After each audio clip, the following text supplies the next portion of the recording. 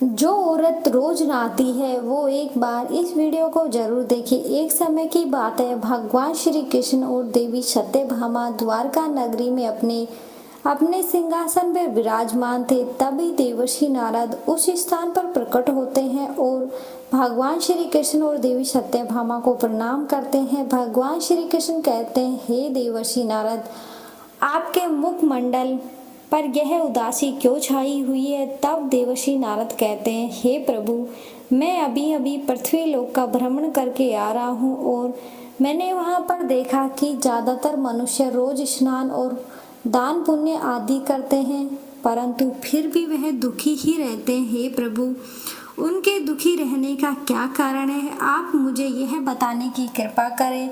और प्रत्येक मनुष्य को पृथ्वी लोक पर स्नान करते हैं, उन सभी को कैसे स्नान करना चाहिए? स्नान करने की उत्तम विधि कौन सी है? पृथ्वी लोक पर समस्त मानव जाति को स्नान कब और कैसे करना चाहिए? और स्नान करते समय कौन से मंत्र का उच्चारण करना चाहिए? देवर्षि नारद आगे कहते हैं कि हे प्रभु, मैं इन्हीं प्रश्नों के उत्तर जानने के लिए आपके पास आया हूँ।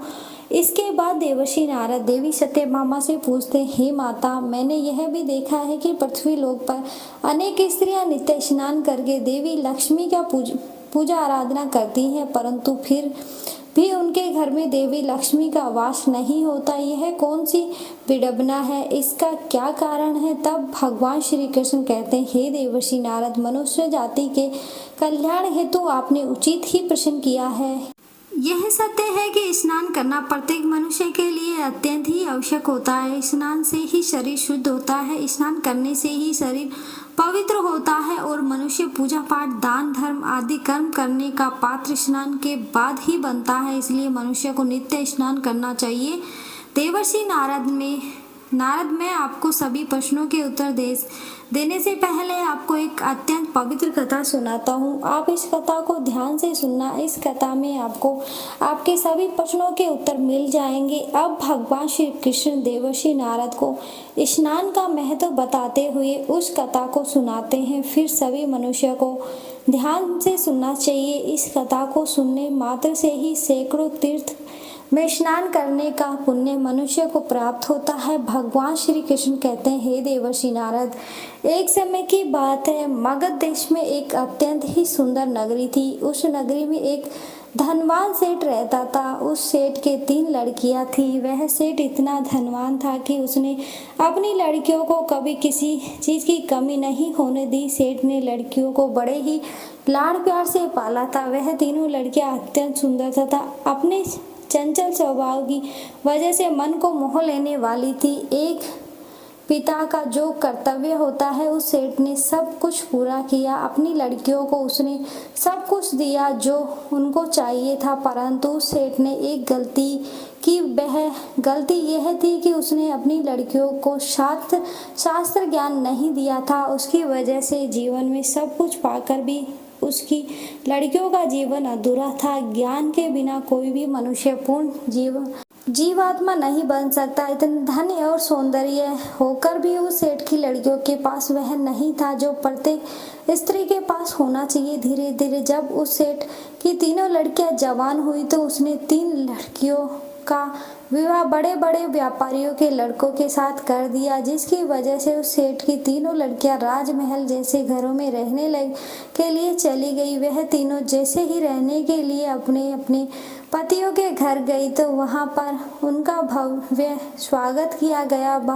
विवाह के बाद की जो रस्में होती है, उन सभी रस्मों को पूरा किया गया। उन तीनों के ससुराल वालों ने बहुत सम्मान दिया और उनके साथ प्रेम से व्यवहार किया।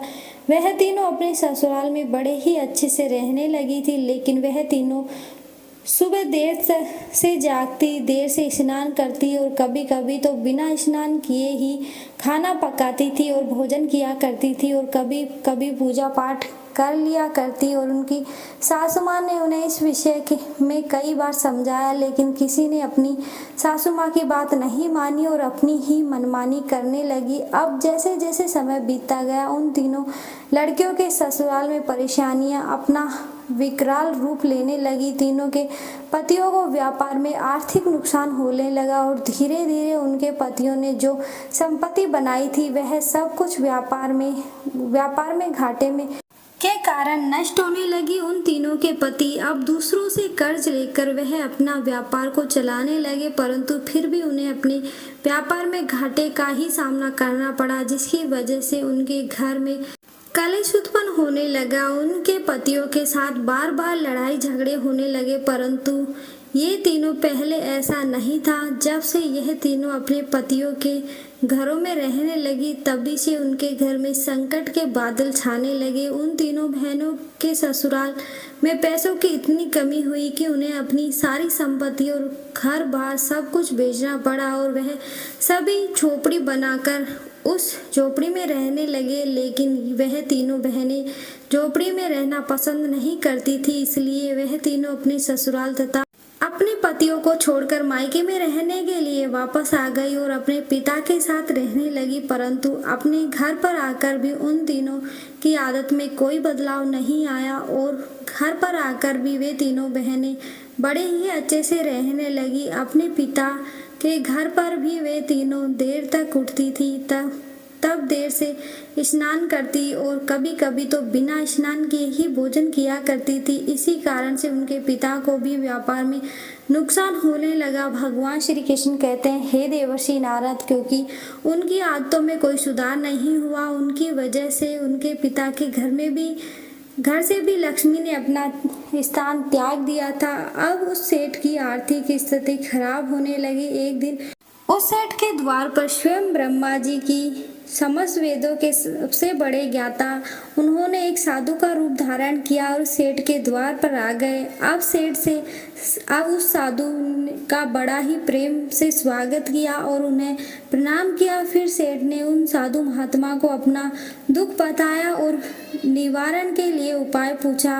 अब सेठ ने अपनी लड़कियों को भी बुलवाया और साधु को उनके बारे में जो जो बातें उनके ससुराल में हुई थी उन सबको बता दी। अब साधु के भेष में स्वयं ब्रह्मा जी ने जैसे ही उन सेठ की तीनों लड़कियों की तरफ देखा तो उन्हें सच्चाई का पता चल गया, क्योंकि उन तीनों बहनों के चारों ओर नकारात्मक शक्ति का घेरा बना हुआ था, जिसकी वजह से वह जहां भी जाती वह नकारात्मक ऊर्जा उनका पीछा नहीं छोड़ती। अब साधु ने उस सेठ से कहा कि सुनो, तुम्हारी तीनों लड़कियों की आदतों के कारण उनके चारों ओर नकारात्मक ऊर्जा का मजबूत घेरा बना हुआ है। इसी कारण से यह तीनों जहां पर भी जा रही हैं वहां पर केवल दुख का संकट आ रहा है। तुम्हारी तीनों लड़कियां अत्यंत आलसी और कामचोर हैं, निंदा को त्यागने के लिए तैयार नहीं है और सुबह यह तीनों ही देर से जागती हैं, देर से स्नान करती हैं, कभी कभी बिना स्नान किए ही खाना पकाती हैं, साथ ही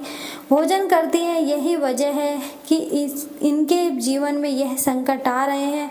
अब उस साधु ने सेठ को और उसकी लड़कियों को अत्यंत ही महत्वपूर्ण बात बताई और उनसे कहा कि मैं आज तुमको जो बताने जा रहा हूँ इसका नित्य पालन करके प्रत्येक मनुष्य धनवान बन जाता है। अब भगवान श्री कृष्ण कहते हैं, हे देवर्षि नारद। अब वह साधु उस सेठ से कहने लगा कि हे पुत्र, स्नान करने के 4 प्रकार होते हैं। पहला ब्रह्म स्नान, दूसरा देव स्नान, तीसरा अर्ध स्नान और चौथा मानव स्नान। इन्हें समय के अनुसार जो भी मनुष्य अपने जीवन में इन सभी को धारण करता है उसे सर्वश्रेष्ठ माना गया है, क्योंकि शास्त्रों में ब्रह्म मुहूर्त में किए जाने वाले स्नान को सर्वश्रेष्ठ माना गया है। ब्रह्म मुहूर्त यानी कि रात्रि का अंतिम पहर, मतलब सूर्योदय से 2 घंटे पहले का समय, यानी कि शास्त्रों में यह समय दिन का सर्वश्रेष्ठ समय माना जाता है। वह साधु सेठ से कहता है कि इस समय वातावरण में अद्भुत और चमत्कारी ऊर्जा प्राप्त होती है। यह समय समस्त देवी देवताओं का समय होता है। देवताओं का स्मरण करते हुए ब्रह्म मुहूर्त में किए जाने वाले ब्रह्म स्नान को सर्वश्रेष्ठ स्नान माना गया है, क्योंकि इस समय स्नान करने से तुरंत बाद सूर्य देवता का जल देने से जीवन में सुख, समृद्धि और शांति आती है। दिन भर मनुष्य के तन मन और सकारात्मक ऊर्जा का संचार बना रहता है। ब्रह्म स्नान करने के बाद मनुष्य रोग तथा बीमारियों से दूर रहता है। ब्रह्म स्नान में स्नान करने वाले मनुष्य को शारीरिक निरोगी स्वास्थ्य रहता है। अब वह साधु सेठ से कहने लगा कि दूसरा स्नान देव स्नान सुबह 5 से 6 बजे के बीच में किए जाने वाला स्नान देव स्नान कहलाता है। इस समय देवताओं का स्मरण करते हुए नदियों में किए जाने वाले स्नान को सर्वश्रेष्ठ स्नान माना जाता है। इस समय स्नान करने से मनुष्य के शरीर में सकारात्मक ऊर्जा का समावेश होता है, जिसकी वजह से सभी प्रकार की नकारात्मक ऊर्जा तथा बुराई शरीर से बाहर निकल जाती है। देव स्नान के समय स्नान करने से तन के साथ साथ मन भी पवित्र हो जाता है। इस समय पर स्नान करने से धन संपत्ति वृद्धि होती है, मनुष्य को सभी प्रकार के सुख की प्राप्ति होती है। अब वह साधु आगे कहते हैं कि सुबह सुबह जब आकाश के तारे नजर आते हैं उस समय किए जाने वाले स्नान को अर्घ स्नान कहते हैं। यह स्नान भी श्रेष्ठ माना जाता है। इस समय स्नान करने से मन को शांति मिलती है। चौथा, मानव स्नान सुबह 6 से 8 बजे के बीच में किए जाने वाला स्नान मानव स्नान कहा गया। यह स्नान सूर्योदय के समय या सूर्योदय के ठीक बाद किया जाता है। वह साधु देव सेठ से कहते हैं कि इस समय स्नान करने से शरीर में दिन भर ताजगी, स्फूर्ति और सकारात्मक ऊर्जा व्याप्त रहती है, जो हम किसी भी कार्य को करने के लिए उत्साह और प्रेरणा स्फूर्ति देती है। परंतु मनुष्य को कभी भी सूर्योदय के 2 घंटे बाद स्नान नहीं करना चाहिए, अर्थात सुबह 8 बजे के बाद स्नान करना उचित नहीं माना गया। इस समय वातावरण में पर्याप्त देवी शक्तियाँ बहुत कम होती हैं, इसलिए इस समय में स्नान करने पर प्रत्येक मनुष्य में उत्साह और ऊर्जा की कमी हो जाती है, जिसकी वजह से मनुष्य दिन भर आलस का अनुभव करता है। उसे पूरे दिन में सुस्ती रहती है, जिसकी वजह से किसी भी काम को करने में उसका मन नहीं लगता। सुबह 8 बजे के बाद स्नान करने से व्यक्ति के जीवन में दुर्भाग्य आता है, उसके शरीर में नकारात्मक ऊर्जा का वास हो जाता है। ऐसा मनुष्य जिस स्थान पर भी जाता है उसके साथ साथ उसका दुर्भाग्य भी उसके साथ चलता है। वह साधु कहते हैं कि हे पुत्र, तुम्हारी यह तीनों लड़कियां सुबह देर से स्नान करती हैं, जिस कारण से इन्हें ससुराल की सारी संपत्ति नष्ट हो गई और इनके पति दरिद्र हो गए, और अब इनकी वजह से ही तुम्हारी भी संपत्ति नष्ट होती जा रही है। अब सेठ को वह साधु कहते हैं कि हे पुत्र, सूर्योदय होने के बहुत समय बाद तक जो भी लोग स्नान नहीं करते उनके मन में दिन भर क्रोध, द्वेष, नकारात्मक कमजोरी और चिड़चिड़ापन बना रहता है, जिससे उनके काम में आने वाली मुश्किलें अपना विकराल रूप धारण कर लेती हैं। इसलिए प्रत्येक मनुष्य को प्रतिदिन ब्रह्म स्नान, देव स्नान, अर्घ स्नान और मनुष्य स्नान करने की सलाह दी गई है। प्रत्येक मनुष्य को प्रतिदिन इन पवित्र कालों में उठकर स्नान करके पूरी श्रद्धा के साथ आराधना और पूजा तथा सूर्य देवता को जल देने से उसका मन शुद्ध और पवित्र हो जाता है और प्रत्येक समस्याओं का समाधान भी हो जाता है। अब वह साधु सेठ को स्नान का महत्व बताकर वापस चले जाते हैं। सेठ की तीनों लड़कियों को अपनी गलती का एहसास होता है, फिर वे तीनों अपने अपने ससुराल में रहने के लिए चली जाती हैं और उस साधु द्वारा बताए गए स्नान से सभी नियमों का पालन करने लगती है। तीनों सुबह ब्रह्म मुहूर्त में उठकर स्नान करने लगे और नित्य सूर्य देवताओं को जल देने लगी। सुबह रोजाना स्नान करने से उनका शरीर पवित्र हो गया और वह नकारात्मक ऊर्जा भी पूरी तरह नष्ट हो गई। धीरे धीरे उनके पति का व्यापार भी ठीक से चल गया और उनका खोया हुआ सब कुछ उन्हें फिर से वापस मिल गया और तीनों बहनें बड़े ही प्रसन्नता से अपने ससुराल में रहने लगी। भगवान श्री कृष्ण कहते हैं, हे देवर्षि नारद, अब मैं तुम्हें स्नान करते समय बोले जाने वाले अत्यंत महत्वपूर्ण मंत्र के बारे में बताता हूँ। जो भी मनुष्य इस मंत्र का उच्चारण करते हुए स्नान करता है उसके सभी पाप उसी समय नष्ट हो जाते हैं, उसका दुर्भाग्य भी नष्ट हो जाता है और उसे सुख समृद्धि प्राप्ति होती है। भगवान श्री कृष्ण कहते हैं कि वह मंत्र कुछ इस प्रकार से है, गंगे च यमुना च गोदावरी सरस्वती नर्मदे सिंधु कावेरी जल अस्तुमी समृद्धि करो। हे देवर्षि नारद, इसका अर्थ है, हे गंगा, यमुना, गोदावरी, सरस्वती, नर्मदा, सिंधु, कावेरी माता,